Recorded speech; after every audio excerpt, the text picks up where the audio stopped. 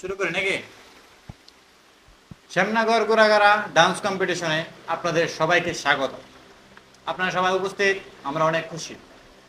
এখন আমরা আস্তে আস্তে ডান্স শুরু করব, ঠিক আছে?